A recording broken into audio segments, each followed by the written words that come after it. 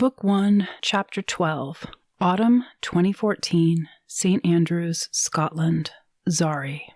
That evening, after treating herself to a taxi from the bus station, Zari dragged herself up the 5 flights of stairs to Aggie's flat. It was dark and cold inside.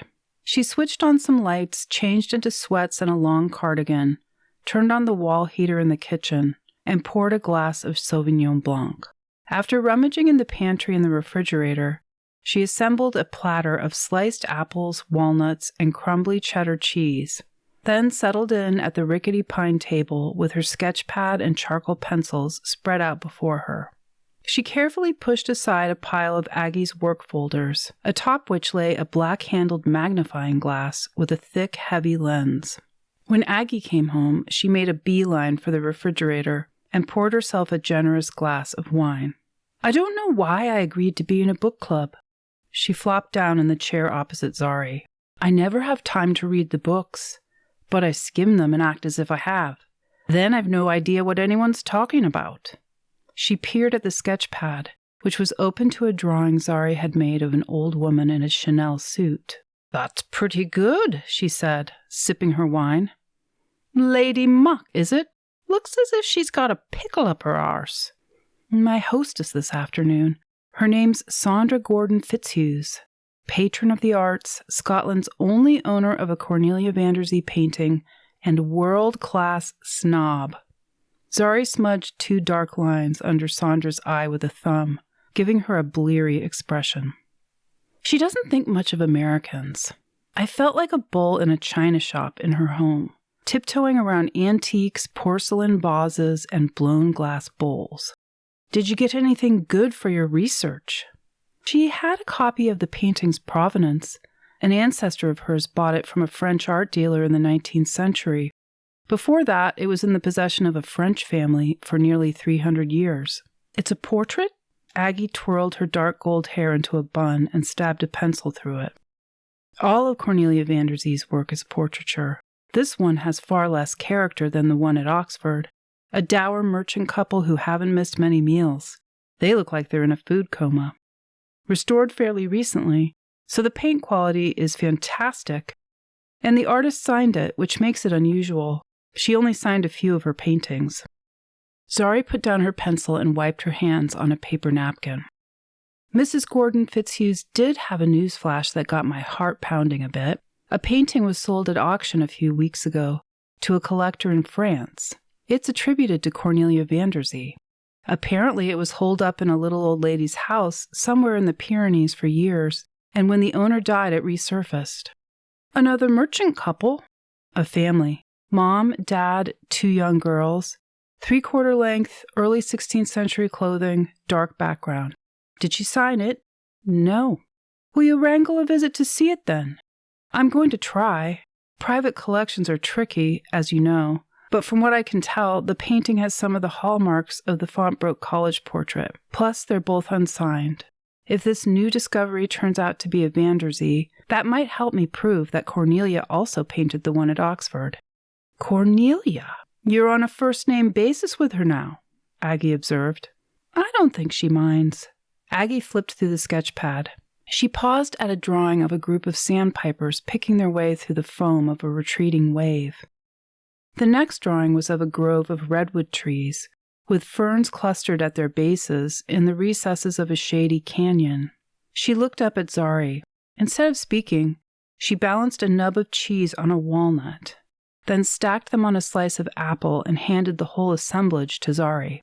"How did you know I only eat vertical food?" Zari said in an astonished voice, inserting the whole thing in her mouth. Don't think I forgot about my threat to help you decorate your room. I think I'll save my pennies for travel. In the posh neighborhoods, people put stuff they don't want on the curb in front of their houses. Good stuff. High quality sometimes. Art, furniture. We'll go on a hunt. Find you some treasures."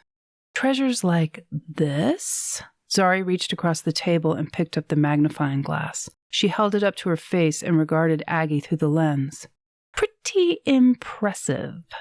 I'll have you know that's a valuable research tool," Aggie said archly. "A gift from my Uncle Liam." You should see what people wove into textiles hundreds of years ago. Drawings, words. The scale of those things is all over the map. Some of it could have been created by ants. Zari replaced the magnifying glass gently on the stack of folders. Anyway, tell me more about these garage sales. Not sales. People just leave their stuff at the curb, and then you rummage through it. Oh, like dumpster diving? There are no dumpsters involved. We both speak English, but sometimes we are completely unintelligible to each other, Zari said. I speak English.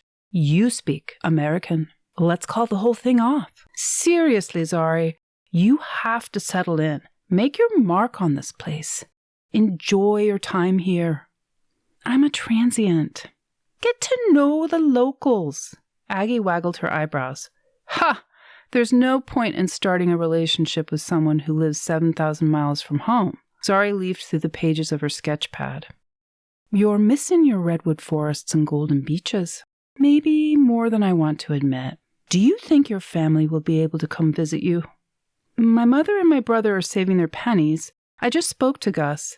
He tried to convince me that it would be a good idea to ship his kids over here for a few weeks. A sanity break for him. He's having a hard time right now. Zari sighed. If we could scrape together the airfare, I'd do it in a heartbeat. I love those kids more than anything. I miss them the most. You've told me loads about your mom and your brother, but you never speak of your dad. Aggie selected an apple slice. Zari hesitated. I'm sorry, is he? He's still alive, Zari said dryly. My parents divorced when I was young. He remarried in the blink of an eye and had 2 more daughters. I barely know them. His wife keeps them all on a tight leash. That must hurt. I've made my peace with it. My dad, both my parents, were the quintessential hippies back in the 70s. My mother never really stopped being part of that world because it morphed into New Age living. Crystals, yoga, meditation, hemp clothing, that's her thing now. Not my dad. He got rid of the long hair and got into commercial real estate. He completely reinvented himself, and in the process, he shed us. Aggie leaned her head against the wall. My parents have been married 40 years, but sometimes I wonder how they stay together. They bickered day and night. I'm in no hurry to get married. If I wait a few more decades, my marriage will be in the honeymoon phase until death do us part. Zari laughed. The longest relationship I've had lasted less than a year. I'm pretty sure I've just never been in love. In lust, yes, but not in love. Marriage has never been a goal of mine. Let me clarify something. If you're not sure, you haven't been in love. Nothing wrong there. You just haven't met the right person yet. Look around you, Zari. You have no shortage of admirers. Do you know that? I bet Richard Crone will be flapping past your door on an hourly basis from now on. I attract oddballs. It's a knack of mine. Seriously? Aggie jabbed the apple slice in Zari's direction. You're an exotic Californian. You haven't escaped notice. Believe me. Thank you for the vote of confidence, but for the next year, I'll be shuttling around Europe nonstop. A relationship would be too complicated. All the more reason to make this flat a home. Why fill up my room with stuff if I'm just leaving again this summer? It seems pointless. Come on, Zari. Commit. Zari shook her head, smiling. I can't help it. I'm a master of keeping my options open.